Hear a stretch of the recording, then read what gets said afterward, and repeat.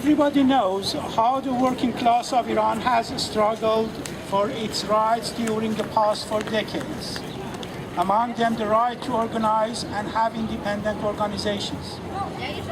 At the same time, workers have witnessed how the capitalists, under protection of their government, the Islamic regime of Iran, have put more pressure on the working class, especially the leaders and representatives.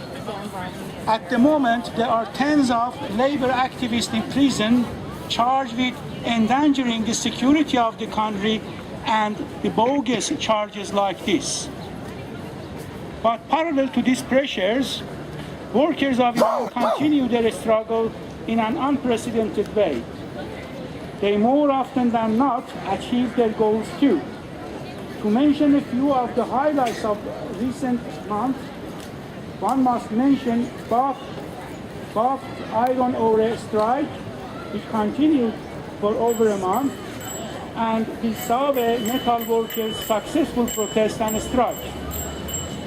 Meanwhile, the pressure of the capitalists and their government on workers does not decrease, and persecution of the leaders of workers continues with ferocity. The arrest of leaders continues, and those who are already in prison come under enormous pressure.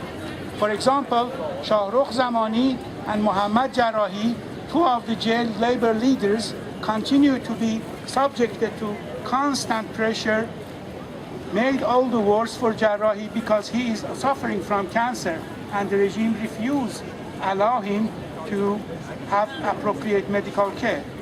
Behnam Ibrahimzadeh had been in solitary confinement under physical and psychological torture for 54 days.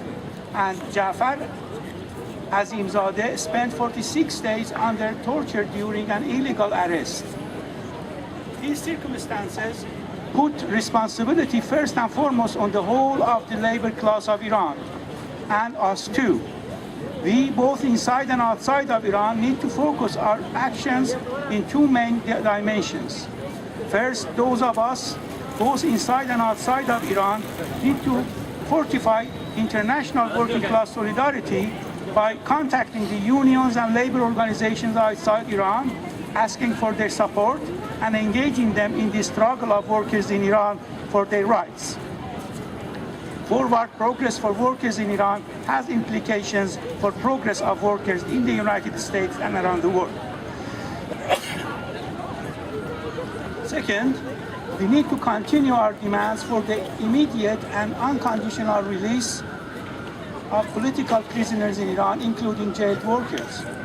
We need to organize our class in support of imprisoned leaders and representatives of workers by signing petitions for their freedom, participating in letter writing campaigns to secure their release, or contributing our time and expertise to the organizations that are working in Iran to free jailed workers.